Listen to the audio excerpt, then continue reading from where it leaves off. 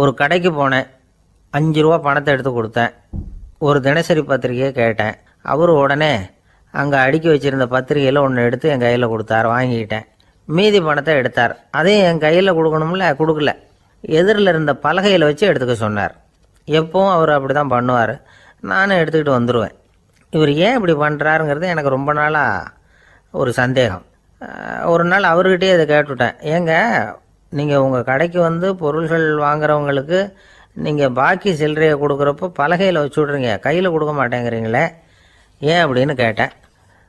காசை கையில் கொடுத்தா நம்மக்கிட்ட இருக்கிற லட்சுமி போயிடுவா சார் அப்படின்னார். அதாவது பணம் செலவாயிடும் அப்படின்னு அர்த்தமா. இன்னொரு நண்பர், அவர் ஒரு நாள் வழக்கத்துக்கு மாறாக ரொம்ப சோகமாக உட்காந்துருக்கிறார். ஏங்க என்னாச்சு, ஏன் இப்படி கப்பலே கவிழ்ந்தது மாதிரி உட்காந்துருக்குறீங்க அப்படின்னு கேட்டேன். கப்பலே கவிழ்ந்திருந்தா கூட நான் இப்படி கவலைப்பட மாட்டேன் சார், வேற ஒன்று நடந்து போச்சுன்னார். என்னன்னு கேட்டேன். என் உச்சந்தலையில் பல்லி ஒன்று விழுந்துட்டுதுன்னார். அதுக்காகவா இப்படி அப்படின்னு ஆச்சரியப்பட்டேன். ஆமாங்க, பல்லி உச்சந்தலையில் விழுந்தால் பலன் என்னன்னு பஞ்சாங்கத்தில் பார்த்தேன், மரணம்னு போட்டிருக்கு அப்படின்னு சொல்லிவிட்டு அவர் தொடர்ந்து கவலைப்பட ஆரம்பிச்சிட்டார். இப்படியும் ஒருத்தர், என் கூட வேலை பார்க்குற ஒருத்தர் எப்படி தெரியுமா, தினமும் வலது காலை வச்சு தான் ஆஃபீஸுக்கு உள்ளே நுழைவார். என்னைக்காவது தவறுதலாக இடது காலை வச்சு உள்ளே வந்துட்டார்னா அன்னைக்கு பூரா மனசு சங்கடப்படுவார். எந்த வேலையும் சரியாக ஓடாது. கேரம் போர்டு ஆடுற ஒருத்தர் எப்போ ஆட உட்காந்தாலும் ஸ்ட்ரைக்கரை கை தவறி கீழே விழுற மாதிரி பண்ணி அதுக்கப்புறம் அதை எடுத்துக்கிட்டு ஆட உட்காருவார். ஏன்னா எப்போவோ ஒரு தடவை நிஜமாகவே அது வந்து கை தவறி கீழே விழுந்திருக்குது.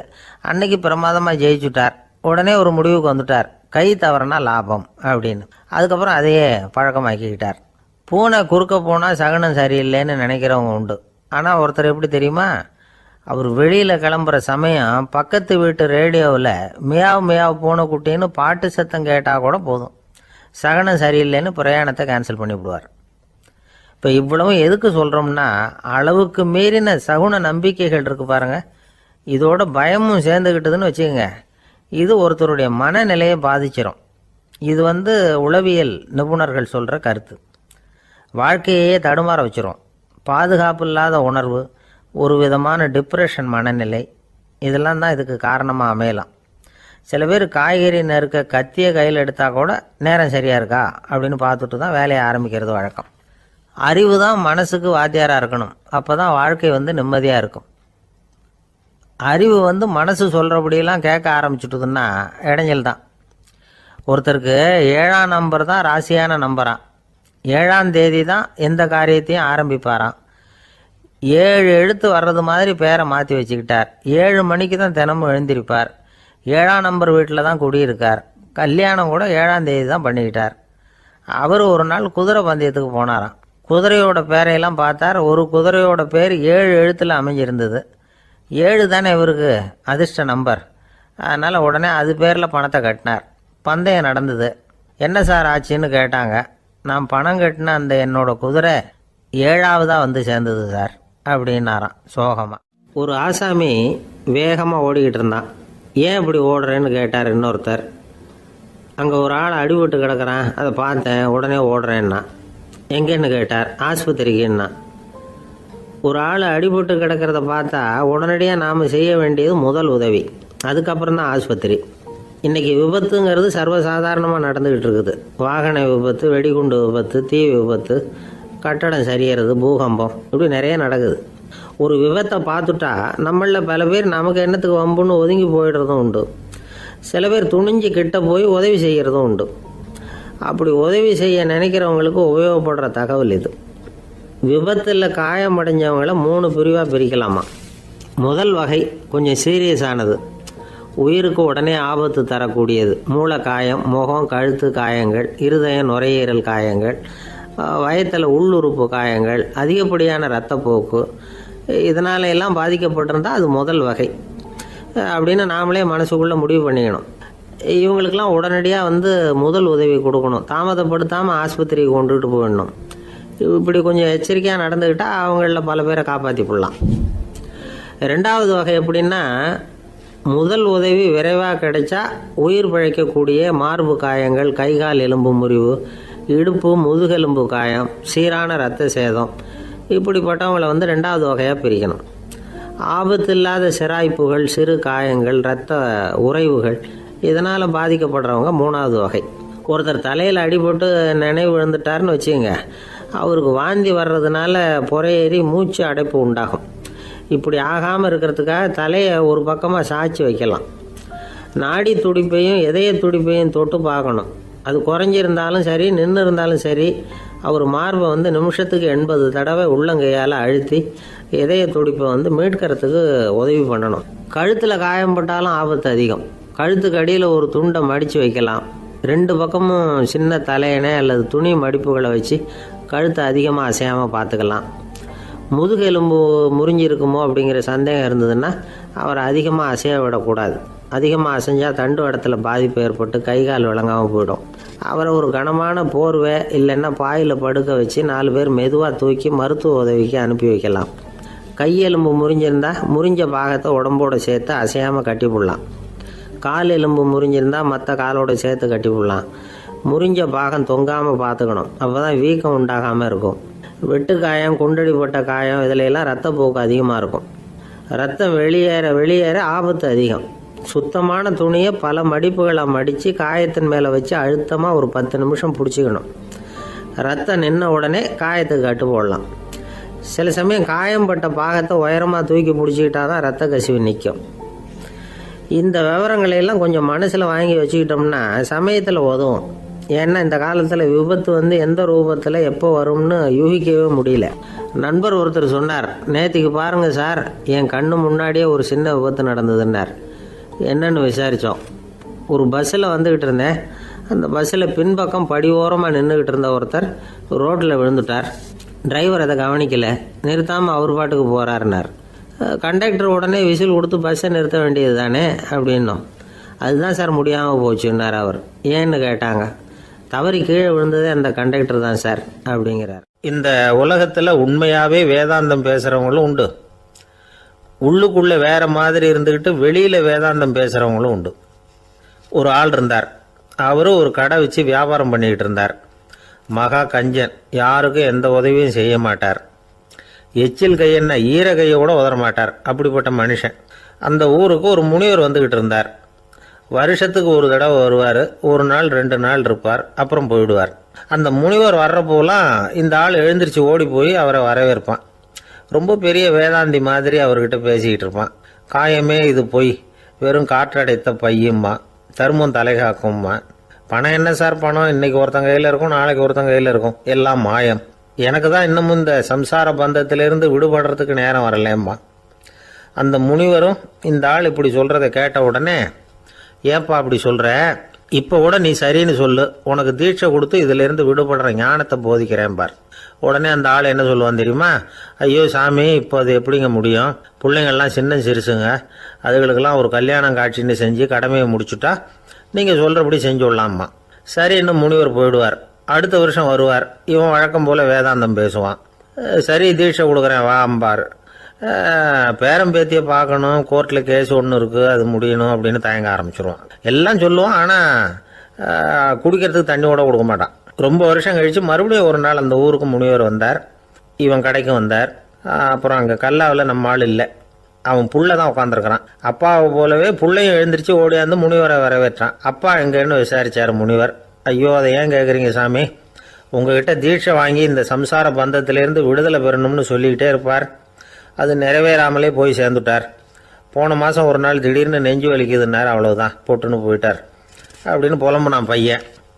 இதை கேட்டதும் முனிவர் சிரிச்சாரான். அவன் எங்கடா போவான், உன் அப்பா எங்கேயும் போகல, இதோ வாழை ஆட்டிக்கிட்டு உன் காலடியிலே இருந்துக்கிட்டு இருக்கான் பார் அப்படின்னு சொல்லி அங்கே நின்றுக்கிட்டு இருந்த ஒரு நாயை சுட்டி காட்டினாரான். என்ன சாமி சொல்கிறீங்க அப்படின்னு ஆச்சரியமாக கேட்டிருக்கான் பையன். உடனே முனிவர் அந்த நாயோட தலையில் ஒரு தட்டு தட்டி பேசுகிறா அப்படின்னாரான். உடனே அந்த நாய் வேதாந்தம் பேச ஆரம்பிச்சுட்டு தான். காயமே இது போய் வெறும் காற்றடைத்த பை அப்படின்னு தான். முனிவர் சொன்னார், அடே இப்போவும் ஒன்றும் கெட்டு போகல, நீ விரும்புனா சொல்லு, உனக்கு தீட்சை கொடுத்து என் பின்னாடியே அழைச்சிட்டு போயிடுறேன், அங்கே அழைச்சிட்டு போய் உனக்கு ஞானத்தை போதிக்கிறேன், வர்றியா அப்படின்னு கேட்டிருக்கார். உடனே அந்த நாய் சொல்லிச்சான், ஐயோ அதை ஏன் கேட்குறீங்க சாமி, நான் உண்ணாமல் தின்னாமல் ஏராளமான சொத்து சேர்த்து வச்சுட்டேன். என் பிள்ளைங்க அதோட பெருமை தெரியாமல் ராத்திரி நேரம்லாம் கதவை திறந்து போட்டுட்டு தூங்கிடுவாங்க. அதனால் இப்படி நாயாக பிறந்து ராத்திரி பகலாக சுற்றி சுற்றி வந்து காவல் காத்துக்கிட்டு கிடக்கிறேன். இப்போ எப்படி சாமி வர முடியும் அப்படின்னு கேட்டுதான். அறியாமையிலேயே சுகம் கண்டு இப்படி இருக்கிற ஆளுங்களுக்கு எப்படி விடுதலை கிடைக்கும், எப்போ விடுதலை கிடைக்கும் அப்படின்னு கேட்குறார் தசாவதானி திருக்குறள் பேர் ராமையா. அவர் கேட்குறது நியாயம் தானே. இந்த காலத்து பையன் ஒருத்தன் அப்பா கிட்ட சொன்னான், அப்பா இன்னைக்கு நான் ₹1 மிச்சப்படுத்தி விட்டேன் அப்படின்னு. நானும் அப்படியா என்னடா பண்ணேன்னு கேட்டிருக்கார் அப்பா. டவுன் பஸ்ஸில் ஏறாமல் அது பின்னாடியே ஓடியாந்தேன், ₹1 மிச்சம் தானே அப்படின்றான். அட பாவி, ஒரு ஆட்டோ பின்னாடி ஓடியாந்துருந்தா ₹10 மிச்சமாயிருக்குமே, வேஸ்ட் பண்ணிட்டியே அப்படின்னாராம் அந்த அப்பா. ஒரு ஊரில் ஒரு சித்தர் இருந்தார், சூஃபி சித்தர். அவர் ஞானம் பெற்ற ஒரு சித்தர். ஒரு நாள் அந்த நாட்டு மன்னன் அவரை பார்க்கறதுக்காக வந்தான். என்ன வேணும் உனக்குன்னு கேட்டார். நான் கடவுளை பார்க்கணும், அதுக்கு நீங்கள் தான் உதவி பண்ணணும் அப்படின்னா அவன். சித்தர் கொஞ்சம் யோசனை பண்ணார். சரி போயிட்டு நாளைக்கு வாடினார். அதே மாதிரி மன்னன் போயிட்டு அடுத்த நாள் வந்தான். இங்கே நீ என்னோட 1 வாரம் தங்கியிருக்க வேண்டியிருக்கும்னார். சரின்னா ஒரு பிச்சை பாத்திரத்தை தூக்கி கையில் கொடுத்தார். அவனுக்கு ஒன்றும் புரியல, இருந்தாலும் வாங்கிட்டான். வாங்கிட்டு இதை என்ன செய்யணும் அப்படின்னு கேட்டான். இதை ஒன்றும் செய்ய வேணாம், இதை எடுத்துக்கிட்டு பக்கத்தில் உள்ள கிராமங்களுக்கு போ, வீடு வீடாக பிச்சை எடுத்துக்கிட்டு வா. அப்படி வந்த பிறகு தான் உனக்கு சாப்பாடும் ஓய்வும் கிடைக்கும். 1 வாரம் இப்படி செய், அதுக்கப்புறம் 8வது நாள் நாம் கடவுளை பற்றி யோசிக்கலாம் அப்படின்னார். இப்படி இவர் சொன்னதை கேட்டதும் அந்த அரசனுக்கு அதிர்ச்சி ஆயிட்டுது. ஒரு மாதிரி ஆயிட்டான். தன்னுடைய சொந்த நாட்டில் சொந்த குடிமக்கள்கிட்ட போய் பிச்சை எடுக்கிறதா அப்படின்னு யோசனை பண்ணி பார்த்தான். அதுக்கப்புறம் மெதுவாக அவன் அந்த சித்தரை பார்த்தான். ஐயா, சொந்த நாட்டிலேயே பிச்சை எடுக்கிறதுன்னா எனக்கு ஒரு மாதிரியாக இருக்குது, வெக்கமாக இருக்குது. நான் வேணும்னா வெளி தேசத்தில் எங்கேயாவது போய் பிச்சை எடுக்கவா அப்படின்னு கேட்டான். இதுக்கு அந்த சித்தர் ஒரு சம்மதிக்கலை. இதை பாரு, உன்னால் பிச்சை எடுக்க முடியலன்னா பேசாமல் திரும்பி அரண்மனைக்கே போயிடு, அதுக்கப்புறம் கடவுளை பற்றியெல்லாம் பேசுறதுக்கு என்னை தேடிட்டு வரக்கூடாது அப்படின்னு விட்டார். மன்னன் தயங்கினான். இருந்தாலும் மனசை சரி பண்ணிட்டு சம்மதிச்சான். சரிங்க, 1 வாரம் இங்கே தங்குறேன், நீங்கள் சொல்கிறது மாதிரி பக்கத்து கிராமங்களுக்கு போகிறேன், வீடு வீடாக பிச்சை எடுக்கிறேன், வர்றேன் அப்படின்னா. 1 வாரம் தெரு தெருவாக பிச்சை பாத்திரத்தோடு அலைஞ்சான். சொந்த ஊரில் சொந்த குடிமக்கள்கிட்ட பிச்சை எடுத்தான். 7 நாள் முடிஞ்சுது. 8வது நாள் அந்த சித்தர் மன்னனை கூப்பிட்டார். இப்படி வாழ்னார். வந்தான். இனிமே நீ கடவுளை பற்றி என்கிட்ட கேட்கலாம்னார். இனிமே கேட்கறதுக்கு ஒன்றுமே இல்லை சுவாமின்னா இவன். 1 வார காலம் பிச்சை எடுத்த பிறகு தான் கடவுளை காண முடியும் அப்படின்னு நான் கனவு கூட காணவில்லைன்னா. அப்படின்னா நீ பிச்சை எடுத்த காலத்தில் அப்படி என்னதான் நடந்தது அப்படின்னு கேட்டார் அவர். சுவாமி, 1 வார காலம் பிச்சை எடுத்ததில் என்னுடைய ஆணவம் அழிஞ்சுட்டுது. அது இப்போ இருக்கிற இடமே தெரியல. இப்போ அதை காணவே காணோம். பிச்சைக்காரனாக இருந்தப்போ பெற்றதை மன்னனாக இருக்கும்போது பெற முடியாதுங்கிறத புரிஞ்சுக்கிட்டேன் அப்படின்னா மன்னன். அடக்கம் பிறந்தவுடன் தெய்வீக கதவுகள் திறந்து கொள்ளுகின்றன அப்படிங்கிறார் ஓஷோ. நம்மால் ஒருத்தன் ஆணவம் அழியணுங்கிறதுக்காக ஒரு திருவோட்டை எடுத்துக்கிட்டு தெரு தெருவாக பிச்சை எடுக்க ஆரம்பித்தான். என்ன தெய்வீக கதவுகள் திறந்துதா அப்படின்னு கேட்டார் ஒருத்தர். தெய்வீக கதவு திறக்கிறதுக்கு முன்னாடியே எங்கள் வீட்டு கதவு சாத்திக்கிட்டுதுன்னா. என்னடா சொல்கிறேன்னார். இனிமேல் வீட்டுக்குள்ளேயே வர வேணாம், இதையே தொழிலாக வச்சுக்கோ அப்படின்னு எங்கள் வீட்டில் சொல்லிவிட்டாங்க சார் அப்படின்னா. ஒருத்தர் ரொம்ப கவலையோடு உட்காந்துருந்தார். எதை பற்றி சார் கவலைப்படுறீங்கன்னு கேட்டோம். எதிர்காலத்தை பற்றி கவலைப்படுறேன்னார். ஏன்னு கேட்டோம். என்ன பண்ணுறதுன்னே தெரியல சார், எதிர்காலம் ஒரே இருட்டாக இருக்குது, பாதையே புரியலன்னார். இன்னைக்கு நம்ம இளைஞர்கள் பல பேருக்கு எதிர்காலம் இருட்டாக தான் தெரியுது. அவங்கெல்லாம் இந்த கதையை கொஞ்சம் கேட்கணும். ஒரு மலை அடிவாரத்தில் ஒரு சின்ன கிராமம். அந்த மலை ரொம்ப உயரமானது. அடர்த்தியாக செடி கொடிகள் மரங்கள் அதில் மண்டி கிடக்குது. பகல் வேளையில் இருட்டாக தான் இருக்கும், அவ்வளோ அடர்த்தி. அந்த மலை உச்சியில் ஒரு கோவில். நாள் ராத்திரியே புறப்பட்டாதான் காலையில் அந்த கோவிலுக்கு போய் சேர முடியும். கிராமத்து இளைஞன் ஒருத்தன் அந்த மலை உச்சிக்கு போக வேண்டியிருந்தது. கையில் ஒரு விளக்கை எடுத்துக்கிட்டு நாள் ராத்திரியே புறப்பட்டான்.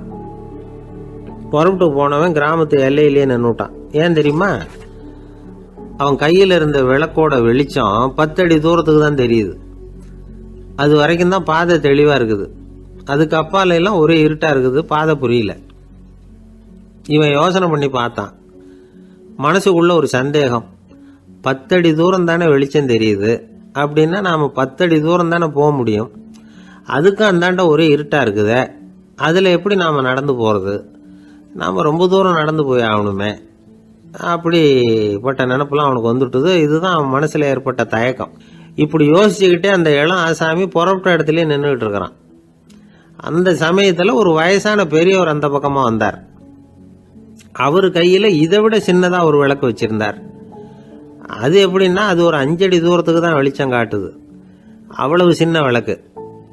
அவரும் மலை உச்சிக்கு போகிறதுக்காக தான் வந்துக்கிட்டு இருக்கிறார். அவரை பார்த்து இவன் கேட்டான், என்ன பெரியவரே, இவ்வளவு சின்ன விளக்க வச்சுக்கிட்டு அவ்வளவு தூரத்துக்கு எப்படி மலையேற போறீங்க அப்படின்னு கேட்டான். நீ ஏன் இப்படி தயங்கிட்டே நிற்கிறேன்னு கேட்டார் பெரியவர். என்கிட்ட இருக்கிற விளக்கு 10 அடி தூரத்துக்கு தான் பாதையை காட்டுதுன்னா. இப்போ பெரியவர் சொன்னார், தம்பி, உன் கையில் இருக்கிற விளக்கு கொடுக்குற வெளிச்சத்தை வச்சு நீ முதல்ல 10 அடி தூரம் முன்னாடி போ, 10வது அடியில் போய் நின்றுக்கிட்டு பாரு, மறுபடியும் ஒரு 10 அடி தூரத்துக்கு பாதை தெரியும். இப்படி உன் கையில் இருக்கிற விளக்கு தொடர்ந்து வெளிச்சம் காட்டிக்கிட்டே இருக்கும். நீ முன்னேற முன்னேற அந்த வெளிச்சமும் முன்னேறும். அதனால எத்தனை கிலோமீட்டர் தூரம் வேணும்னாலும் நீ இந்த 10 அடி தூரம் வெளிச்சத்தை வச்சுக்கிட்டே நீ போயிடலாம், புறப்படு அப்படின்னார். இப்போதான் அந்த பெரியவர் சொன்னது இளைஞனுக்கு பளிச்சுன்னு புரிஞ்சுதான். உடனே உற்சாகமாக புறப்பட்டான், உச்சிக்கு போய் சேர்ந்தான். இந்த கதையிலிருந்து நாம் புரிஞ்சுக்க வேண்டியது என்ன தெரியுமா? நீண்ட கால திட்டம் ஒன்று போடும் பொழுது நமக்கு முன்னாடி இருக்கிறத மறந்துட்டு மனசை போட்டு குழப்பிக்க கூடாது. உங்கள் கையில் என்ன இருக்கோ அதுலேயே உங்கள் எதிர்காலம் மறைஞ்சிருக்குது. கண் முன்னாடி தெரியறத வச்சு ஆரம்பிங்க, போக போக வழி தானாக புலப்படும் அப்படிங்கிறார் ஒரு பெரியவர். பெரிய பயணங்களையெல்லாம் இப்படி தான் நடத்த வேண்டியிருக்கும். ஒவ்வொரு அடியாக எடுத்து வச்சா ஓடி போய் சேர்ந்து விடலாம், மலைச்சி போய் நின்றுட்டா நின்றுக்கிட்டே இருக்க வேண்டியது தான். நம்ம ஆள்லாம் ரொம்ப மோசமாக இருக்கிறாங்க. ஒருத்தன் அப்படி தான் நீண்ட தூர பிரயாணம் ஒன்று புறப்பட்டான். ரயில் போய்கிட்டே இருந்தது. கொஞ்சம் தூரம் போச்சு, பாதி வழியில் கையில் வச்சுருந்த டிக்கெட்டை காற்றுல விட்டுட்டான். ஐயோ, என் டிக்கெட்டு போயிட்டுதே அப்படின்னு கத்த ஆரம்பிச்சுட்டான். பக்கத்தில் இருந்த பெரியவர் அவனை பார்த்து பரிதாபப்பட்டு, கவலைப்படாத தம்பி, போனா போகுது, வேற டிக்கெட் வாங்கிக்கலாம் அப்படின்னு ஆறுதல் சொன்னார். அதுக்கு அவன் சொல்கிறான், சார், நான் அதுக்காக அழலை, அந்த டிக்கெட்டு கிடைச்சா தானே நான் எந்த ஊருக்கு போகணுங்கிறது எனக்கு தெரியும் அப்படிங்கிறான். ஒரு ஊரில் ஒரு ஆள் இருந்தான். அவனுக்கும் அவன் மனைவிக்கும் சண்டை. இவன் கோவிச்சுக்கிட்டு வீட்டை விட்டு வெளியில் வந்துட்டான். நேராக தன்னுடைய நண்பன் ஒருத்தனை தேடிட்டு போனான். அந்த நண்பன் எப்படின்னா எதுக்கும் அசர மாட்டான், எப்பவும் மகிழ்ச்சியாக இருப்பான். அவங்ககிட்ட போய் இவன் யோசனை கேட்டான்.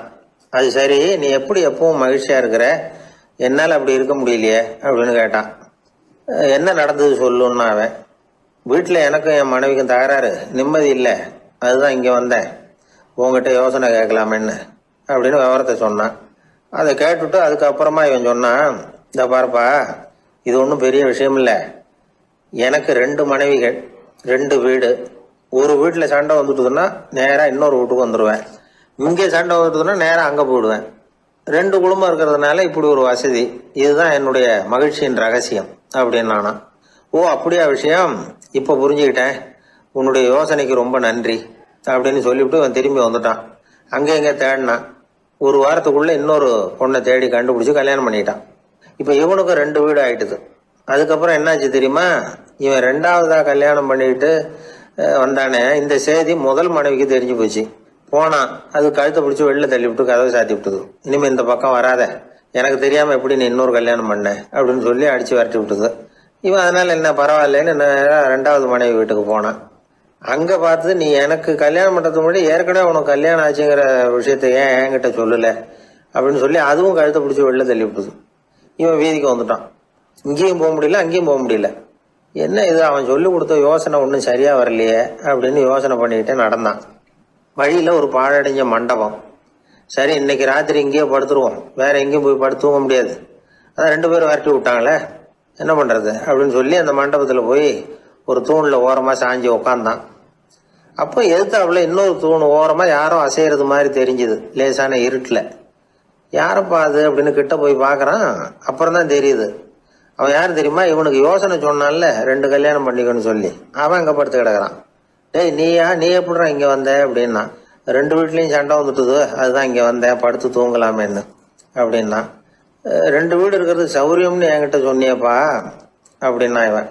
நான் அப்படி சொன்னதுக்கு ஒரு காரணம் உண்டுன்னா அவன் என்னடா காரணம்னு கேட்டான். அது வேற ஒன்றும் இல்லை, தினமும் ராத்திரியில் இந்த மண்டபத்தில் தனியாக படுக்கிறதுக்கு எனக்கு பயமாக இருந்தது, எனக்கு ஒரு துணை தேவைப்பட்டது, அதுக்காக தான் உங்ககிட்ட அப்படி ஒரு யோசனை சொன்னேன். இப்போ நீ வந்ததுனால எனக்கு துணை கிடைச்சிட்டுது. இப்போ நம்ம 2 பேரும் துணையாக இங்கே படுத்துக்கலாம், நீ அந்த தூணில் சாஞ்சிக்கோ, நான் இந்த தூணில் சாஞ்சிக்கிறேன் அப்படின்னு சொல்லி படுத்து தூங்க ஆரம்பிச்சிட்டானோ. அதாவது நம்ம வாழ்க்கையில் முடிவுகள் எடுக்கிற விஷயத்துல இந்த ஆள் மாதிரி தான் பல பேர் நடந்துக்கிறோம் அப்படிங்கிறார். அதாவது உலக புகழ்பெற்ற மனோதத்துவ மேதை ஸ்காட் பெக் அப்படிங்கிறவர். அதாவது வீட்டுக்கு தேவையான பொருள்கள் வாங்குறதுல இருந்து கல்யாணம் பண்றது, வீடு கட்டுறது வரைக்கும் அடுத்தவங்க பேச்சை கேட்டு வீணா போறவங்க தான் அதிகம். அறிவுரை கேட்கறதுல தப்பு இல்லை, ஆனா அதுக்கப்புறம் அதை பத்தி சரியா சிந்திச்சு பாக்குறது இல்லை, அதுதான் தப்பு. சில பேர் அறிவுரை சொல்றதுலேயே ரொம்ப தெளிவா இருப்பாங்க. ஏன் சார் 2 சம்சாரத்தோட குடும்பம் நடத்துறது ரொம்ப கஷ்டமானு கேட்டாராம் ஒருத்தர். அது எனக்கு தெரியாதுங்க அப்படின்னாராம் அவர். ஏன்னு கேட்டிருக்கார். ஏன்னா எனக்கு 3 சம்சாரம் அப்படின்னாராம் அவர். ஒரு சாலையில போக்குவரத்து நெரிசல், ஒருத்தர் அடிபட்டு கிடக்கிறார், கூட்டத்துல ஒருத்தர் கத்துறார், உடனே ஆம்புலன்ஸுக்கு போன் பண்ணுங்க அப்படின்னு ஒருத்தர் ஓடி போய் தகவல் கொடுக்கிறார். கொஞ்ச நேரத்துல ஆம்புலன்ஸ் வருது, அடிபட்டவரை கொண்டுட்டு போய் ஆஸ்பத்திரியில சேர்க்குது. அங்க அவசர வைத்தியம், அவர் பொழைச்சிக்கிறார். ஆம்புலன்ஸுங்கிற ஒரு வசதி இல்லைன்னா அவரை அவ்வளவு சீக்கிரத்துல ஆஸ்பத்திரிக்கு கொண்டுட்டு போக முடியுமா? ஆபத்துக்கு உதவுகிற நண்பர் மாதிரி இந்த ஆம்புலன்ஸ். அந்த காலத்துல போர்கள் அதிகம், அதுல அடிபடுறவங்களும் அதிகம்.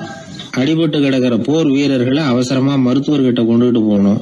எப்படி கொண்டுட்டு போறது? ஒரு கனமான துணியை தூளி மாதிரி கட்டுவாங்க. குழந்தைகளை தூங்க வைக்கிறதுக்காக துணியில தொட்டில் கட்டுறோம்ல, அது மாதிரி அந்த தூளியில அடிபட்டவங்களை படுக்க வைப்பாங்க, அப்படியே தூக்கிட்டு போவாங்க. அதுக்கப்புறம் தான் மருத்துவ சிகிச்சை. இதுதான் ஆரம்ப காலத்துல நடந்துகிட்டு இருந்தது. இதுல என்ன ஒரு சிரமம்னா, அவசரமா கொண்டுட்டு போய் சேர்க்க முடியாது, அதனால பாதி வழியிலேயே அவங்க போய் சேர்ந்துருவாங்க பல பேர். சரி, கொஞ்சம் சீக்கிரமா அவங்கள கொண்டுட்டு போறதுக்கு என்ன வழி அப்படின்னு யோசனை பண்ணாங்க. குதிரை மேல ஏத்தி கொண்டுட்டு போனா என்ன அப்படின்னு ஒரு யோசனை. அது மாதிரியே செஞ்சு பார்த்தாங்க. அது இன்னமும் ஆபத்தா போட்டுது. குதிரை ஓடுற வேகத்துக்கும் அது போடுற குலுக்கலுக்கும் அடிபட்டு கிடக்கிறவனால ஈடு கொடுக்க முடியுமா? அலுங்காம குலுங்காம கொண்டுட்டு போக வேண்டிய விஷயம் இல்லை இது.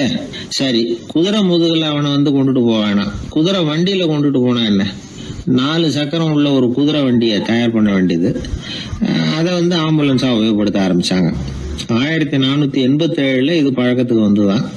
இது கொஞ்சம் சௌரியமா தெரிஞ்சுது. அதனால 1792 வரைக்கும் இந்த முறை தான் நீடிச்சுதான். ஒரு பிரெஞ்சு மருத்துவர், அவர் பேர் பேரன் டொமினிக். அவர் என்ன பண்ணாருன்னா, குதிரை வண்டியில படுக்கை வசதியை ஏற்படுத்தினார். முதல் உதவி செய்யறதுக்கு தேவையானதையெல்லாம் அதுல வச்சார். எங்கேயாவது ஒருத்தர் காயம் போட்டிருக்காருன்னு தெரிஞ்சதுன்னா அங்கேயே போய் வேண்டிய உதவிகளை பண்ணார். தன்னார்வ தொண்டர்களையும் இந்த பணியில அவர் ஈடுபடுத்தினாராம். 1864 ஜெனீவா ஒப்பந்தம் ஏற்பட்டது இல்லையா, அப்பதான் ஆம்புலன்ஸ் சர்வீஸுக்கு மோட்டார் வாகனங்களையும் பயன்படுத்தலாம் அப்படின்னு முடிவு பண்ணிருக்கிறாங்க. அந்த சமயத்துல இன்னொரு விதமான ஆம்புலன்ஸ் சேவையும் நடந்துதான். அதாவது ராட்சத பலூன்கள் இருக்குல்ல, அதையெல்லாம் ஆம்புலன்ஸா பயன்படுத்தி இருக்கிறாங்க. முதல் தடவையா அமெரிக்காவில் 1930 தான் ஒரு முழுமையான ஆம்புலன்ஸ் வாகனம் நடமாட ஆரம்பிச்சுதான். அதாவது அதுல ஆக்சிஜன் சிலிண்டர் இருக்கும், ட்ரிப்ஸ் மாதிரி அவசர தேவை உபகரணங்கள் இருக்கும், ஒரு மருத்துவர் இருப்பார், ஒரு நர்ஸ் இருப்பாங்க.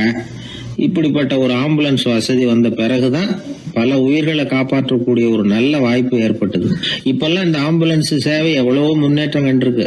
மோட்டார் வாகனம் மட்டும் இல்ல, படகு, ஹெலிகாப்டர், விமானங்கள் இதெல்லாம் கூட இப்ப இந்த பணிக்கு ரொம்ப உபயோகமா இருக்கு. ஆபத்துல இருக்கிற ஒரு மனுஷனை பார்த்துட்டா உடனே அவனை காப்பாத்தணுங்கிற எண்ணம் இன்னொரு மனுஷனுக்கு ஏற்படத்தான் செய்யுது. அதனாலதான் காலம் ஏதோ கொஞ்சம் ஒழுங்கா ஓடிக்கிட்டு இருக்குது. அடிபட்டு கிடக்கிற ஒருத்தனை பார்த்த உடனே ஆம்புலன்ஸுக்கு போன் பண்ணத்தான் ஓடுவோம் யாரா இருந்தாலும். ஒரு ஆள் அடிபட்டு விழுந்தான், அதை பார்த்த உடனே ஒருத்தன் அவசரமா ஓடினான். கொஞ்ச நேரத்துல இன்னொருத்தரை கூட்டிட்டு அங்க நிக்கிறான். யாரா அது, உனக்கு தெரிஞ்ச டாக்டரா அப்படின்னு கேட்டிருக்காங்க. இல்லைங்க, அவன் என் கூட பிறந்த தம்பி. ஆக்சிடென்ட்னா எப்படி இருக்கும்னு ரொம்ப நாளா கேட்டுக்கிட்டு இருந்தான், நேர்ல பாக்கணும்னு ஆசைப்பட்டான், அதுக்கு தான் அவசரமா ஓடி போய் அவனை கூட்டிட்டு வந்தேன் அப்படின்னு நானும். ஒரு நீதிமன்றம், அங்கே ஒரு கொலை வழக்கு சம்பந்தமாக விசாரணை நடந்துக்கிட்டு இருக்குது. அந்த வழக்கறிஞர் ரொம்ப தீவிரமாக வாதாடிக்கிட்டு இருக்கிறார். தன்னுடைய கட்சிக்காரர் நிரபராதிங்கிறது அவருக்கு நல்லா தெரியும். அதனால தான் அவர் சார்பாக வாதாடுறதுக்கே ஒத்துக்கிட்டார். அப்படி அவர் மும்முரமாக வாதாடிக்கிட்டு இருக்கிற சமயத்தில் அவசரமாக தந்தி ஒன்று வந்து சேர்ந்தது. அதை வாங்கி படித்து பார்த்தார். அதுக்கப்புறம் அதை மடித்து தன்னுடைய கோட்டு பையில் வச்சுக்கிட்டு தொடர்ந்து வாதாட ஆரம்பிச்சிட்டார். பேசி முடித்தார். அதுக்கப்புறம் அங்கே கோர்ட்டில் இருந்த சக வக்கீல்கள் அவர்கிட்ட வந்தாங்க. தந்தி ஒன்று வந்ததே, என்ன விஷயம் அப்படின்னு விசாரிச்சாங்களாம். அப்போ அவர் சொல்லியிருக்கிறார், ஊரில் சிகிச்சைக்காக போயிருந்த என்னுடைய மனைவி இறந்து போனதாக தந்தி வந்திருக்குது அப்படின்னாராம். மற்ற வக்கீல்களுக்கு அதிர்ச்சி. என்னங்க இது, மனைவி இறந்ததை விட கேஸு முக்கியமாக உங்களுக்கு அப்படின்னு கேட்டிருக்கிறாங்க. இறந்து போன என் மனைவி மறுபடியும் திரும்பி வர போகிறதில்ல. ஆனால் என்னுடைய கட்சிக்காரர் ஒரு கொலை வழக்கில் மாட்டிக்கிட்டார். அவரும் நிரபராதி. அவர் உசுரை நான் காப்பாற்ற வேணாமா? இதுதான் என்னுடைய கடமை அப்படின்னாராம். இப்படி இவர் சொன்னதும் எல்லாரும் அப்படியே திகைச்சு போய் நின்றுட்டாங்களாம். சரி, கடமைக்கு முக்கியத்துவம் கொடுத்த அந்த வழக்கறிஞர் யார் தெரியுமா? அவர் தான் இரும்பு மனிதர் சர்தார் வல்லபாய் பட்டேல். குஜராத் மாநிலத்தில் 1875 அக்டோபர் 31 அன்றைக்கு ஜாவேரி பாய் அப்படிங்கிறவருக்கு 4வது பிள்ளையாக அவர் பிறந்தாராம். இந்த ஜாவேரி பாய் யார் தெரியுமா? ஜான்சி ராணி லட்சுமி பாய் போர் படையில் ஒரு வீரராக பணிபுரிஞ்சவர். இளம் வயசில் வல்லபாய் பட்டேல் ரொம்ப சிரமப்பட்டு படிச்சிருக்கார். விடாமுயற்சி வெற்றியை கொடுத்தது. கல்லூரியிலையும் காலடி வச்சார். அதுக்கப்புறம் வக்கீல் பட்டத்தையும் வாங்கினார். பிரிட்டிஷ் ஆட்சி நடந்துக்கிட்டு இருந்த சமயம் குஜராத்தை சேர்ந்த பர்டோலி தாலுக்காவில் விவசாயிகள் மேலே அரசாங்கம் திடீர்னு நில வரியை வசதி விட்டு தான். ஏழை விவசாயிகள் ரொம்ப கஷ்டப்பட்டுருக்காங்க. அரசாங்கம் வரி செலுத்தாத விவசாயிகளின் நிலங்களையெல்லாம் ஜப்தி செஞ்சுதான். அரசாங்கத்தை எதிர்க்கிறவங்களையெல்லாம் கைது பண்ணி சிறையில் அடைச்சிட்டாங்களாம். சில பேர் வீடு வாசல் ஆடு மாட்டையெல்லாம் விற்று கூட வரி கட்ட வேண்டிய நிலைமைக்கு ஆளாயிட்டாங்க.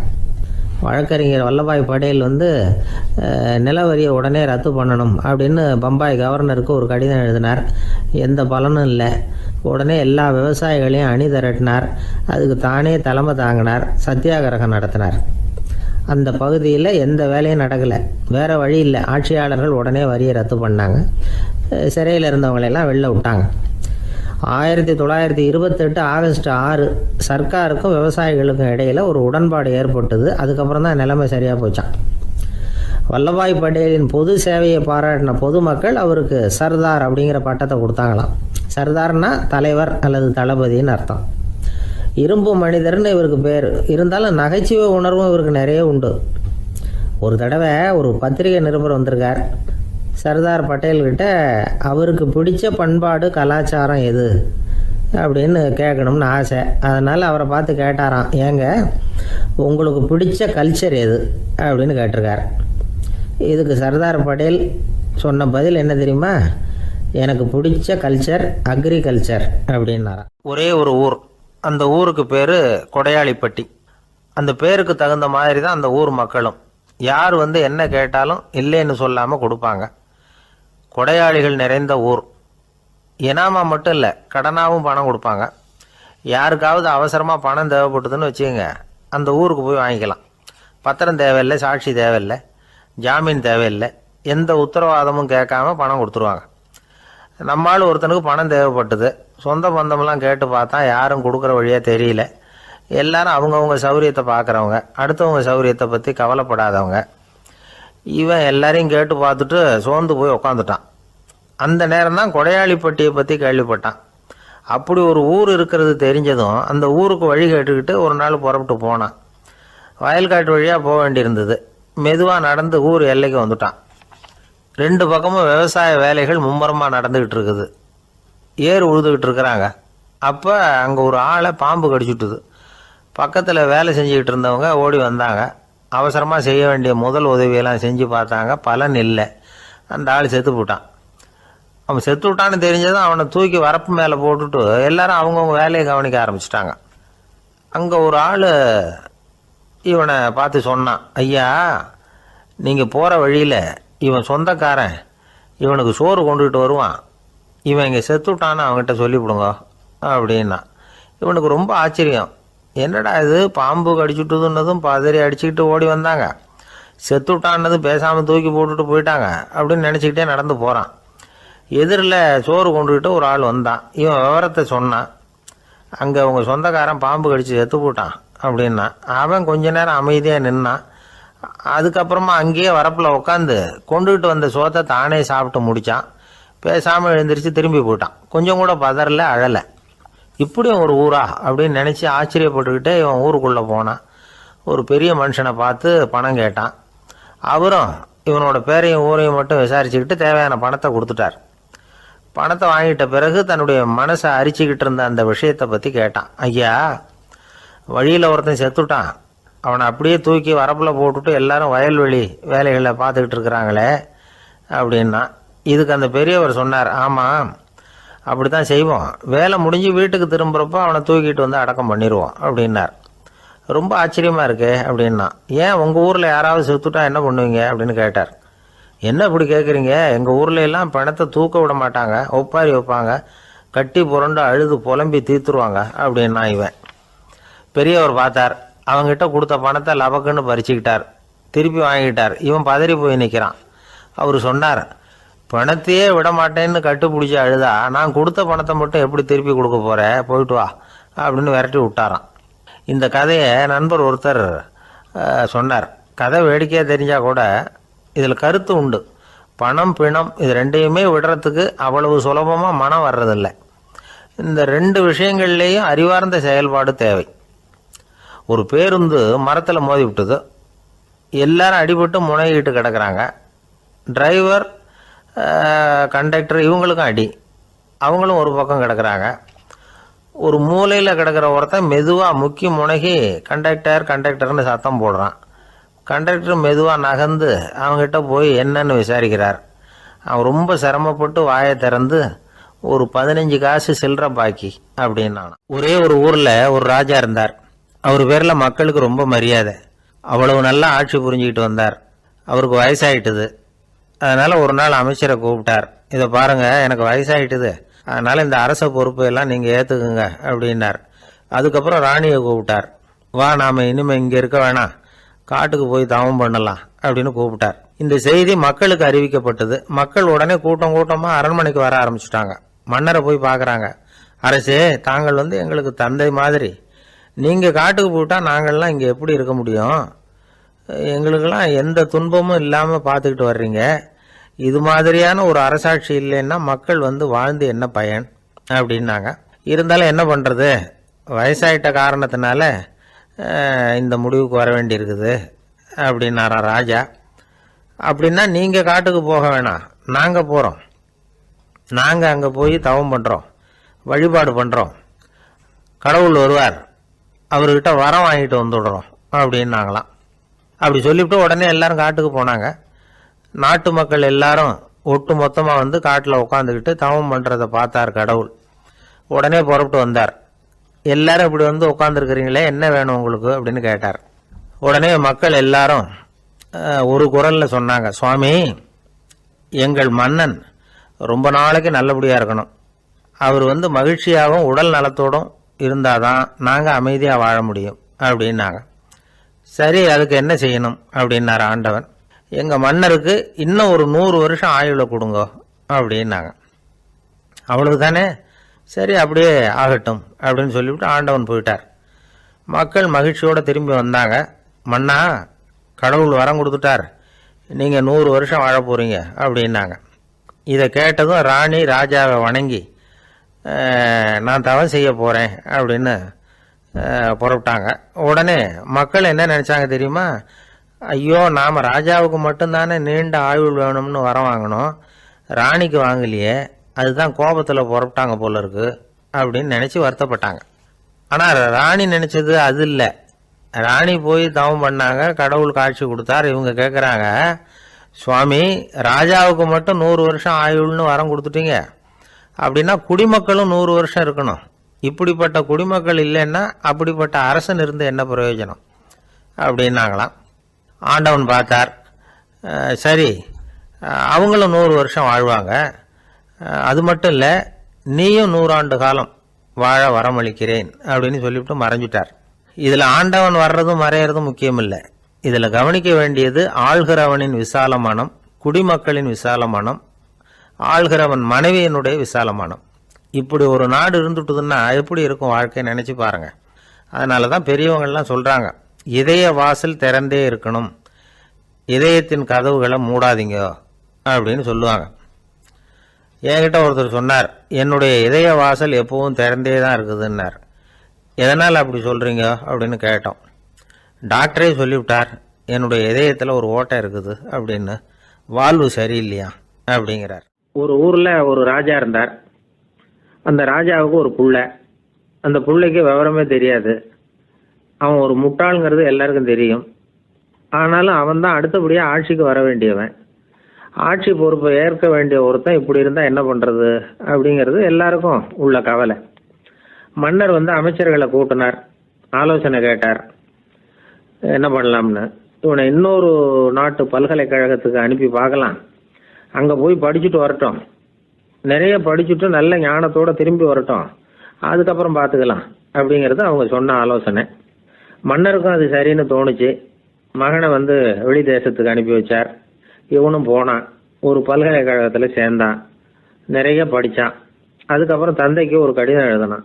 தந்தையே, நான் நிறைய படிச்சுட்டேன், இனிமேல் நாடு திரும்பலாம்னு நினைக்கிறேன் அப்படின்னு எழுதினான்.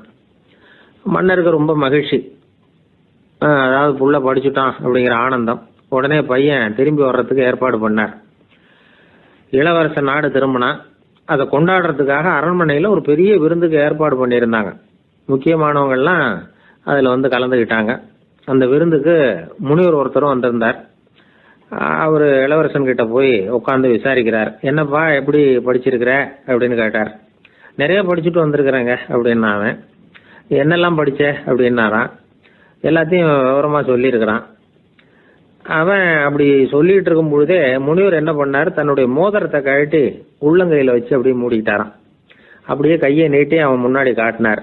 இந்த பாருப்பா, என் கைக்குள்ள என்ன இருக்கு சொல்லு பார்க்கலாம் அப்படின்னாரான். இளவரசன் ஒரு கணம் யோசிச்சான். அதுக்கப்புறம் உங்க கைக்குள்ள இருக்கிறது வட்டமான ஒரு பொருள், நடுவில் ஒரு துளை இருக்கும் அப்படின்னு. முனிவர் திகைச்சு போட்டார். பையன் பெரிய அறிவாளி ஆயிட்டான் போல இருக்க அப்படின்னு நினைச்சுட்டார். அதுக்கப்புறம் கேட்டார், சரி, என் கையில் இருக்கிறது வட்டமான பொருள், நடுவில் துளை இருக்குங்கிறத சொல்லிவிட்டேன், அதோட பேர் என்ன அதை சொல்லு அப்படின்னாராம். இளவரசன் கொஞ்சம் யோசனை பண்ணியிருக்கான். அப்புறம் சொன்னானா, முனிவரே, நான் படித்த விஞ்ஞானம் உங்களுக்கு பதில் சொல்றதுக்கு உதவல, இருந்தாலும் பதில் சொல்றேன், அது ஒரு வண்டி சக்கரம் அப்படின்னானா. இப்பதான் முனிவர் யோசிச்சாராம். அவருக்கு புரிஞ்சுதான், அதாவது முட்டாளை படிக்க வைக்கலாம், ஆனால் சிந்திக்க வைக்க முடியாது அப்படிங்கிறத அவர் புரிஞ்சுக்கிட்டாராம். தகவல் அறிவு ஞானமாகாது அப்படிங்கிறார் ஓஷோ. ஏன்னா தகவல்கள் மாறுதலை ஏற்படுத்துறது இல்லை, ஆனால் ஞானம்ங்கிறது மாறுதலால் உண்டாகக்கூடிய ஒன்று. அதுதான் ரெண்டுக்கும் உள்ள வித்தியாசம். மனம் சரியான வழிக்கு வரணும், அதுக்கப்புறம் படிக்கிற கல்வி தான் உண்மையான கல்வி. சரி, மனம் சரியா வர்றதுக்கு என்ன வழி அப்படின்னு கேட்டா, மனிதன் முழு மாறுதலுக்கான வழிமுறை தியானம் தான் அப்படிங்கிறார் அவர். அதனாலதான் நிறைய படிச்சிருக்கேன்னு சொல்றவன் எல்லாம் ஞானம் உள்ளவன் நினைச்சிடக்கூடாது. ஒருத்தர் இன்னொரு பெரிய மனிதரை அழைச்சிட்டு அறிமுகப்படுத்தினாராம். சார் நிறைய படிச்சிருக்கார், 3 MA வாங்கியிருக்கார், ஆனா ஒரு விஷயம், அப்பப்போ கொஞ்சம் திருடுவார், அவ்வளவுதான், மற்றபடி அவர் ஒரு பெரிய அறிவாளி தான் அப்படின்னாராம். ஒரு ஆள் இருந்தார், விலங்குகள் பேரில் அவருக்கு ரொம்பவும் பிரியம். அதனால தன்னுடைய வீட்டில் ஒரு நாயை வளர்த்தார். அதே மாதிரி கழுதையையும் வளர்த்தார். அந்த கழுதை அவர் வீட்டு கொல்லை பக்கத்தில் நின்றுகிட்டு இருக்கும். ஏதாவது பொதி சுமக்கிற வேலை இருந்ததுன்னா அதை கவனிச்சுக்கும். அந்த நாய் வீட்டுக்குள்ளே இருக்கும். நாய்க்கு அந்த வீட்டில் ராஜ உபசாரம் தான். அதுக்கு அந்த வீட்டில் ஏகப்பட்ட மரியாதை. குளிக்கிறதுக்கு தனியாக சோப்பு, 2 வேளையும் பால், பிஸ்கட்டு, மத்தியானம் சாப்பாடு. அதுக்கு ஏதாவது உடம்பு சரியில்லைன்னா உடனே ஆஸ்பத்திரி வைத்தியம். ரொம்ப கொடுத்து வச்ச நாய். அந்த வீட்டு தலைவர் வெளியில் அப்படியே நடைப்பயிற்சி போனால் கூடவே இதுவும் போகும். அவர் மட்டும் தனியாக எங்கேயாவது வெளியில் போயிட்டு வந்தால் வீட்டுக்கு வந்த உடனே அந்த நாய் அவர்கிட்ட ஓடி வரும். அப்படியே எழும்பி முன்னங்கால் 2ஐயும் அவர் தோள் மேலே போட்டுக்கும். அவர் சிரிச்சுக்கிட்டே அது தலையில் செல்லமாக தட்டுவார். அவர் ஈசி சேரில் சாஞ்சிக்கிட்டு டிவி பார்ப்பார், பேப்பர் படிப்பார். அப்போலாம் அந்த நாய் அவருடைய காலடியில் படுத்துக்கும். அப்போ கூட அவர் தலையை செல்லமாக தடவி கொடுப்பார். அந்த நாய் படுக்கிறதுக்குன்னே ஒரு மெத்தை, சில சமயம் அது அங்கே இருக்கிற மேஜை நாற்காலி மேலே கூட ஏறி விளையாடும், சோபாவில் ஏறி உட்காந்துக்கும். இவ்வளவு செல்வாக்காக வளர்ந்தது அந்த நாய். இதையெல்லாம் அந்த கழுதை பார்த்துக்கிட்டே இருக்குது கொல்லை பக்கத்துல இருந்து. பார்த்துட்டு அது யோசிக்க ஆரம்பிச்சுதான், என்ன இது, இந்த வீட்டில் நாம தான் கழுதையாக உழைக்கிறோம், பொதி சுமக்கிறோம், நமக்கு ஒரு நல்ல சாப்பாடு கிடையாது, படுக்க கிடையாது, ஒரு நாளாவது நம்ம தலையையோ முதுகையோ தடவி கொடுத்தது கிடையாது. ஆனால் அந்த நாய் இந்த வீட்டுக்காக ஒரு துரும்ப கூட அசைச்சது இல்லை. அதை போய் இந்த வீட்டில் உள்ளவங்க இப்படி தலையில் வச்சு தாங்குறாங்களே அப்படின்னு யோசிச்சுதான் அந்த கழுதை. ரொம்ப நேரம் யோசிச்சுவிட்டு அதுக்கப்புறம் ஒரு முடிவுக்கு வந்திருக்குது. சரி, இனிமேல் நாமளும் அந்த நாய் மாதிரியே நடந்து பார்ப்போம், அது மாதிரியே பிஹேவ் பண்ணுவோம், அப்போவாவது நமக்கும் அந்த மரியாதை கிடைக்குதா பார்க்கலாம் அப்படின்னு ஒரு திட்டம் போட்டுது மனசுக்குள்ள. உடனே அந்த திட்டத்தை செயல்படுத்தவும் ஆரம்பிச்சுது. அதாவது அந்த வீட்டில் அந்த நாய் என்னென்ன செய்யுதோ அதையெல்லாம் இதுவும் செய்ய ஆரம்பிச்சுட்டுது. அந்த வீட்டு எஜமான் எங்கேயோ வெளியில் சுற்றிவிட்டு ரொம்ப அசந்து போய் வீட்டுக்கு திரும்பி வந்துக்கிட்டு இருந்தான். உடனே இந்த கழுதை என்ன பண்ணுச்சு தெரியுமா, அவங்ககிட்ட ஓடி போச்சு. ஓடி போய் அந்த நாய் என்ன பண்ணுமோ அது மாதிரியே பண்ணிச்சு. அதாவது அந்த ஆள் தோல் மேலே தன்னுடைய முன்னங்கால் ரெண்டையும் தூக்கி போட்டுவிடுது. அந்த ஆள் பயந்து போயிட்டான். அவனுக்கு ஒன்றும் புரியல, இது ஏன் இப்படி பண்ணுதுன்னு கொஞ்சம் ஒதுங்கி நின்னான். இது அவனை சுற்றி சுற்றி வருது, நாய் மாதிரி வாழை ஆட்டிக்கிட்டே சுற்றி சுற்றி வருது கழுதை. அவன் கிடுகிடுன்னு வீட்டுக்குள்ளே ஓடினான். இதுவும் பின்னாடியே ஓடிச்சு. அங்கே போய் நாய் மாதிரியே மேஜை நாற்காலி மேலே ஏறி குதிச்சு விளையாட ஆரம்பிச்சுட்டுது. சோபாவில் ஏறி உட்காருது. மேஜையில் இருந்த சாமான்லாம் கீழே விழுந்து உடையுது. கழுதை மேஜை மேலே ஏறி குதிச்சா என்னத்துக்கு ஆகும்? அந்த ஆள் பார்த்தான், சரி இந்த கழுதைக்கு என்னமோ ஆயிட்டுது அப்படின்னு முடிவு பண்ணான். ஒரு நல்ல கயராக பார்த்து கொண்டான்னா அது கால்லையும் கழுத்துலையும் கட்டினான். தரன்னு இழுத்துட்டு போனான். அடித்து கொல்லை பக்கத்தில் கட்டி போட்டுட்டான். அண்ணா ஆகாரம் எதுவுமே கொடுக்கல, பட்னி போட்டுட்டான். இப்போ அந்த கழுதை யோசனை பண்ணி பார்க்குதான், என்ன இது நம்ம எஜமானுக்கு இன்னைக்கு என்ன ஆயிட்டுது இப்படி? அந்த நாய் பழகிறது மாதிரி தானே நாமளும் பழகணும். ஆனால் இந்த மனுஷன் நாயை அடிக்கலை, ஆனால் நம்மளை அடிக்கிறான். இப்படி கொண்டாந்து கட்டி போட்டானே, என்ன காரணமாக இருக்கும் அப்படின்னு யோசனை பண்ண ஆரம்பிச்சுட்டு தான் அந்த கழுதை. எதுக்கு இந்த கதைன்னா, இது மாதிரியே நாம கூட சில சமயம் யோசிக்கிறது உண்டாம். இயல்புலேருந்து மாறி நடக்க ஆரம்பிச்சிட்டோம்னா பல சமயங்களில் இப்படி யோசிக்கிறது மாதிரி தான் ஆகிடும். அதனால தான் ஒரு மனுஷன் எப்படி நடந்துக்கணுமோ அப்படி நடந்துக்கிட்டாதான் நமக்கு மரியாதை. வெறி நாய் கடிச்சுட்டா மனுஷன் அது மாதிரியே ஆகிடுறான் பார்த்தீங்களா, அவனோட இயல்பு மாறி போடுது. ஒருத்தனை பார்த்து இன்னொருத்தன் கேட்டானா, வெறி நாய் உன்னை கடிச்சுட்டா நீ என்ன பண்ணுவே அப்படின்னு கேட்டிருக்கான். நான் உடனே பேப்பரும் பேனாவும் கேட்பேன் நானா இவன். ஏன் உயில் எழுதுறதுக்கான்னு கேட்டிருக்கான் அவன். இல்லை, நான் யாரையெல்லாம் கடிக்கணும்னு ஒரு லிஸ்ட் தயார் பண்ணணும்ல, அதுக்காக அப்படின்னு நான். ஒருத்தர் தனியா ஒரு இடத்துல கண்ணை மூடிக்கிட்டே உட்காந்துருக்கிறார். தூங்கிட்டு இருக்கிறாரா, தியானம் பண்ணிட்டு இருக்கிறாரா, எப்படி கண்டுபிடிக்கிறது? நமக்கு தெரிஞ்ச வரைக்கும் தூக்கம்னா தலை அடிக்கடி சாயும், அப்புறம் நிமிரும். தியானம்னா ஆடாம அசையாம அப்படியே இருக்கும். இதுதான் நமக்கு தெரிஞ்ச வித்தியாசம். ஆனா தூக்கத்துக்கும் தியானத்துக்கும் நிறைய வித்தியாசம் உண்டு. ஒரு முட்டாள் தூங்க போனால் முட்டாளாகவே திரும்பி வருகிறான். அதே முட்டாள் தியானம் பண்ண போனால் அவன் ஞானியாக திரும்பி வருகிறான். இப்படி எல்லாம் பெரியவங்க சொல்லி வச்சிருக்கிறாங்க. அது இருக்கட்டும், ஞானிகளுக்கும் நமக்கும் என்ன வித்தியாசம்? இப்ப நாம அழகா ஒரு ரோஜா பூவை பாக்குறோம், ஆஹா எவ்வளவு அழகா இருக்குது அப்படின்னு ஆச்சரியப்படுறோம். ஒரு ஞானி அந்த ரோஜா பூவை பாக்குறார், அவரும் நினைக்கிறார், ஆஹா இது எவ்வளவு அழகா இருக்குது அப்படின்னு. உலக பொருள்களை நாம எப்படி ஐம்புலன்கள் மூலமா உணர்றோமோ அப்படித்தான் அவங்களும் உணர்றாங்க. அதுல ஒன்னும் வித்தியாசம் இல்ல. அல்வா சாப்பிடுறோம், அது நமக்கு மட்டும்தான் இனிக்கும், ஞானிகளுக்கு எல்லாம் கசக்கும்னு சொல்லுவோம். அப்படி இல்ல, அதுல வித்தியாசம் இல்ல. அப்புறம் ஞானிகளுக்கும் நமக்கும் என்னதான் வித்தியாசம்? அந்த வேறுபாடு எந்த கட்டத்துல ஆரம்பமாகுது அதை இப்ப பாப்போம். இப்ப மறுபடியும் அந்த ரோஜா பூ கிட்ட போவோம். ஞானி அதை பாக்குறார், ஆஹா எவ்வளவு அழகா இருக்குன்னு நினைக்கிறார். அதுக்கப்புறம் அதையே நினைக்கிறது இல்ல, வேற வேலையை பார்க்க போடுவார், அல்லது இயற்கையின் ஆற்றலை பத்தி நினைக்க ஆரம்பிச்சிருவார். அவ்வளவுதான். ஆனா நாம அப்படி செய்ய மாட்டோம். நாம என்ன செய்வோம் தெரியுமா? முதல்ல அந்த ரோஜா பூவை பார்ப்போம், ஆஹா எவ்வளவு அழகா இருக்குது இந்த ரோஜா பூன்னு நினைப்போம். அந்த அழகை ரசிப்போம். அப்புறம் இந்த மலர் நம்ம கிட்ட இருந்தா எவ்வளவு அழகா இருக்கும்னு நினைப்போம். அதுக்கப்புறம் அந்த மலர் நமக்கு வேணும்னு நினைப்போம். அதுக்கு அடுத்த கட்டம், அந்த மலர் இல்லைன்னா நம்மளால வாழ முடியாதுங்கிற நிலைமைக்கு வந்துருவோம். உடனே அந்த மலர் அடையறதுக்கு முயற்சி பண்ணுவோம். அதுக்கு யாராவது தடையா இருந்தா அவங்க மேல நமக்கு கோபம் வரும். அந்த கோபத்தின் காரணமா நம்ம விவேக புத்தியை இழந்துருவோம். யாருகிட்ட எப்படி நடந்துக்கணுங்கிறத மறந்துடுவோம். அதன் காரணமா ஞாபக மறதி ஏற்படும். அதாவது முன்பு விவேக புத்தி மழுங்கி இருந்ததுன்னா அது இப்ப அடியோட இல்லைங்கிற நிலைமை வந்துடும். அதன் காரணமா நம்ம புத்தியை இழந்துருவோம், கடைசியில அழிவோம். இந்த நிலைமை நமக்கு வந்துடக்கூடாதுன்னா அதுக்கு என்ன செய்யணும்? நமக்கு கெடுதல் செய்யக்கூடிய ஆசைகளை ஆரம்பத்திலேயே கிள்ளி எறிஞ்சிடணும். ஒரு விஷயம் என்ன தெரியுமா? எந்த ஆசைக்குமே முதல்ல வலு கிடையாது. அதை பத்தி நாம நினைக்கதான் அதுக்கு வலு உண்டாகுது. இளம் தளிரா இருந்தது இப்ப பெரிய மரமாயிடுது. ஞானிகள் இந்த அளவுக்கு அதை வளர விடுறது இல்ல. அதுதான் நமக்கும் அவங்களுக்கும் உள்ள வித்தியாசம். ஒரு இளைஞன் கையில ஒரு குச்சியை வச்சுக்கிட்டு நடந்து போயிட்டு இருக்கிறான். இன்னொரு வயசானவர் கையில ஒரு குச்சியை வச்சுக்கிட்டு நடந்து போறார். அது அவருக்கு ஊன்றுகோல். அது இல்லைன்னா அவரால் நடக்க முடியாது. அது தவறி கீழே விழுந்தா அவரும் விழுந்துருவார். ஆனா அந்த இளைஞன் அப்படி இல்லை. அவனுடைய கைத்தடியை யாராவது எடுத்துட்டு போனா கூட அவன் கவலைப்பட மாட்டான். அவன் அந்த கைத்தடியை பயன்படுத்துறது மாதிரி தான் ஞானிகள் உலக பொருள்களை பயன்படுத்துறாங்க. ஆனா நம்ம மாதிரி சாதாரண ஆளுங்க அந்த வயசானவர் கைத்தடியை பயன்படுத்தினது மாதிரி உலக பொருள்களை பயன்படுத்துறோம். இதுதான் ஞானிகளுக்கும் நமக்கும் உள்ள வித்தியாசம். ஞானிங்கிறவர் பொருள்களை துறக்க மாட்டார், அதுகள் பேர்ல உள்ள பற்றுதலை தான் துறப்பார். எனக்கு தெரிஞ்ச ஞானி ஒருத்தர் இருக்கிறார். அவர் சொன்னார், 1988 ஜூன் மாதம் 1 தேதியை என்னால மறக்க முடியாதுன்னார். ஏன்னு கேட்டேன். அதுதான் எனக்கு ஞானம் வந்த நாள்னார். அப்படியா? ஆமா, அன்னைக்குதான் எனக்கு கல்யாணம் ஆச்சு, என் மனைவி பேரு ஞானம் அப்படின்னார். அதனால ஞானம் ஒவ்வொருத்தருக்கும் ஒவ்வொரு மாதிரி வரும். அதனால நாம ஞானிகளுடைய வாழ்க்கையை பார்த்து அவர்களை நெருங்க முடியுமான்னு பார்க்கணும். அந்த முயற்சி நமக்கு தேவை. அந்த வகையில நம்ம வாழ்க்கையை அமைத்து கொண்டால் வாழ்க்கையில படிப்படியா முன்னேறலாம், படிப்படியா வாழ்க்கையை அனுபவிக்க முடியும். ஒரு ஊர்ல ஒரு குரு இருந்தார். ஒரு நாள் அவரை தேடிட்டு ஒருத்தன் வந்தான். உனக்கு என்ன வேணும்னு கேட்டார் குரு. எனக்கு ஞான தெளிவு வேணும், அதுக்கு உங்க உபதேசம் எனக்கு தேவைன்னா. உபதேசம் வேணும்னா அதை பெற்றுக்கொள்ளுகிற அளவுக்கு தகுதி உள்ளவனா உன்னை தயார்படுத்திக்கணுமேன்னார். அதுக்கு நான் என்ன செய்யணும் சொல்லுங்கன்னா, முதல்ல நீ செய்ய வேண்டியது என்னன்னா, உங்ககிட்ட இருக்கிற எல்லா கெட்ட குணங்களையும் விட்டுட்டு 1 வருஷம் கழிச்சு வா, அப்புறம் பார்க்கலான்னார். அவ்வளவுதானே, சரின்னு சொல்லிவிட்டு அவன் போயிட்டான். 1 வருஷம் கழிச்சு வந்தான். அவன் அங்க வந்து சேர்ந்த சமயத்துல அந்த ஆசிரமத்தின் மண் தரைய ஒரு வேலைக்காரன் பெருக்கி சுத்தம் பண்ணிட்டு இருக்கிறான். அந்த மண் தரையிலிருந்து எழுந்த புழுதி அதிகமா இருந்தது. அது காத்துல கலந்தது. சீடனையே மறைக்கிற அளவுக்கு ஆயிட்டுது.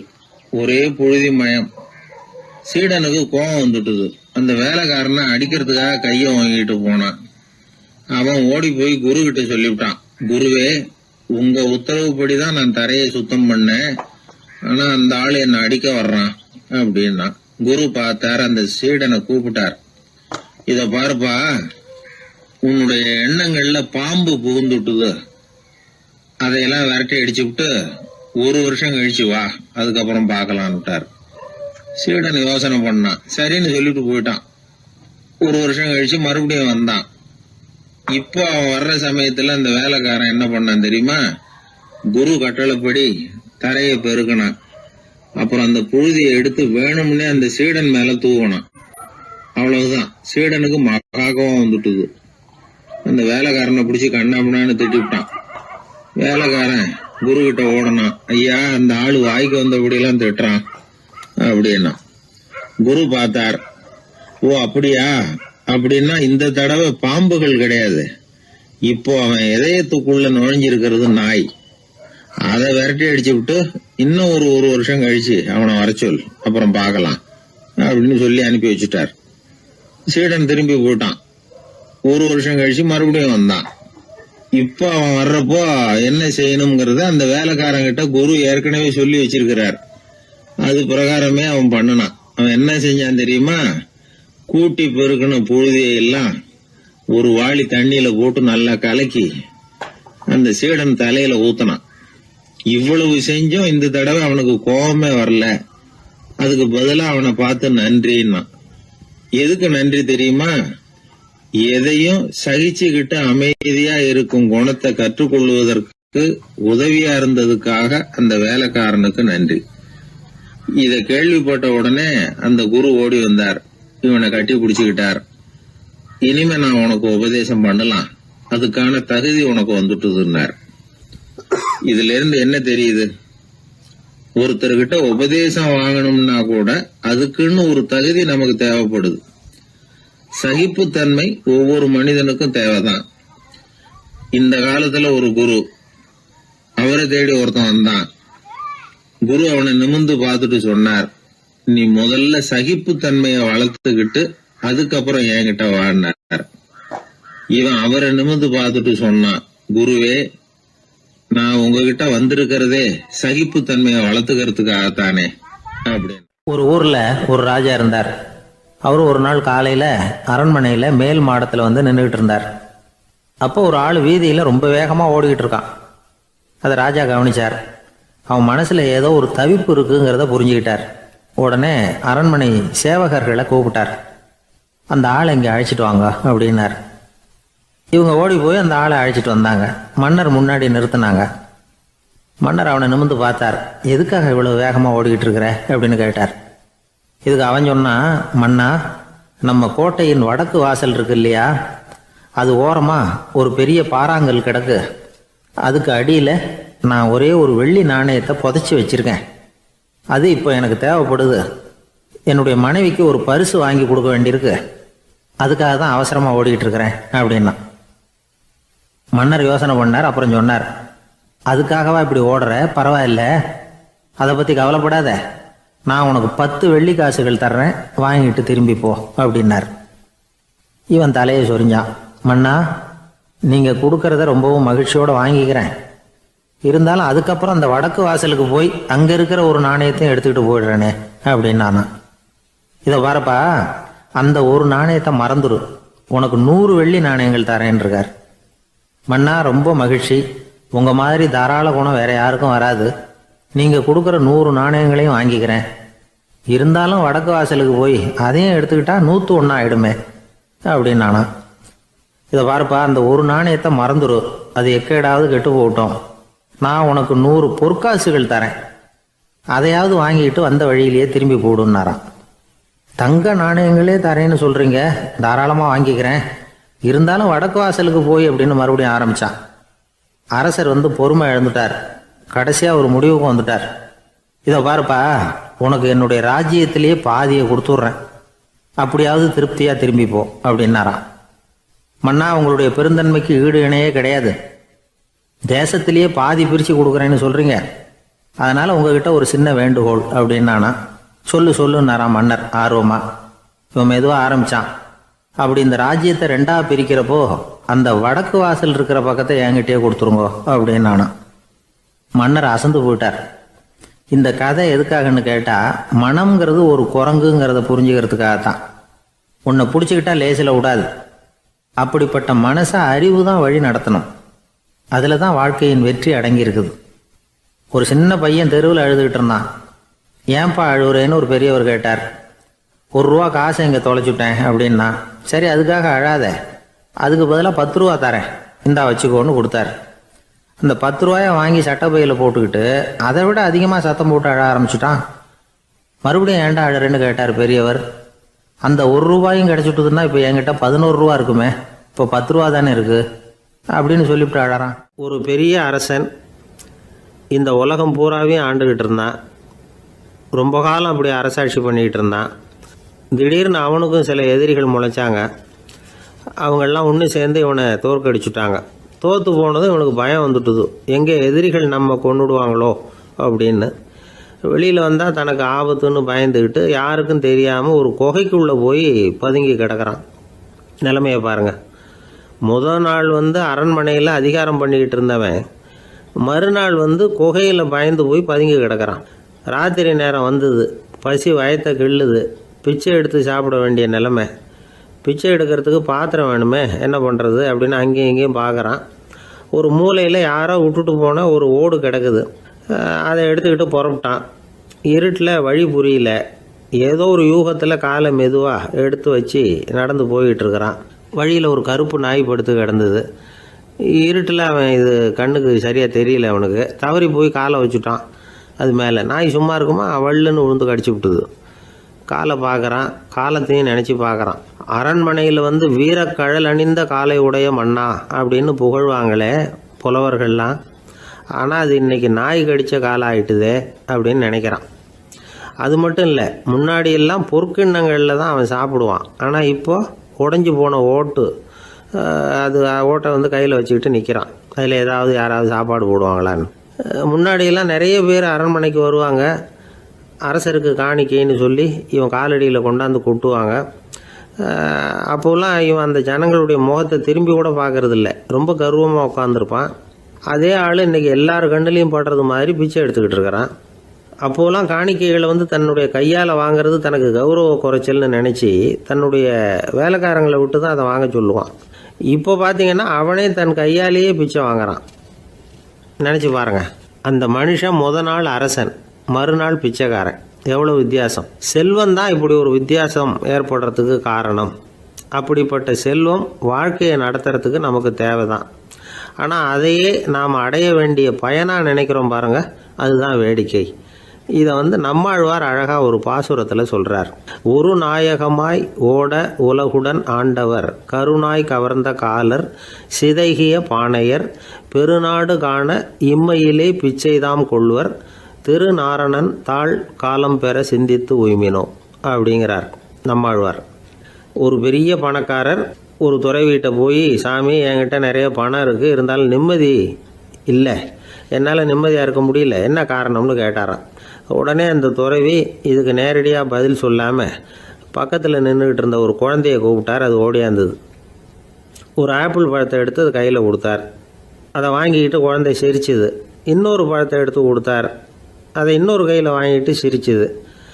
மூணாவது ஆப்பிள் எடுத்து கொடுத்தார். 2 பழத்தையும் நெஞ்சில் அணைச்சிக்கிட்டு 3வது பழத்தையும் வாங்கிறதுக்கு முயற்சி பண்ணிச்சு.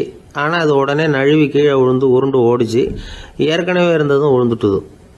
இப்போ அந்த குழந்தை அழ ஆரம்பிச்சுட்டுது. இப்போ அந்த துறவி பணக்காரர்கிட்ட சொன்னாராம், குழந்தைய கவனிச்சியா, 2 ஆப்பிள் போதும்னு அது நினச்சிருந்தா இப்போ அது அழ வேண்டிய அவசியம் வந்திருக்குமா அப்படின்னாராம். எதுவுமே அளவுக்கு மிஞ்சினா துன்பந்தான். இந்த காலத்தில் இதெல்லாம் யார் காதில் வாங்குறாங்க? ஒருத்தனை நல்ல வழிக்கு கொண்டு வரணும்னு நினச்சி அவனை கூப்பிட்டு உட்கார வச்சு இந்த கதையை சொல்லிகிட்டு இருந்தாங்க. சொல்லிவிட்டு அந்த குழந்தை செஞ்சது தப்பு தானே அப்படின்னு கேட்டிருக்கிறாங்க. ஆமாம், தப்பு தான், நானாக இருந்தால் அப்படி செஞ்சுருக்க மாட்டேன் நானா இவன். 2 பழமே போதும்னு சொல்லியிருப்பியா அப்படின்னு கேட்டிருக்காங்க. அப்படி இல்லைங்க,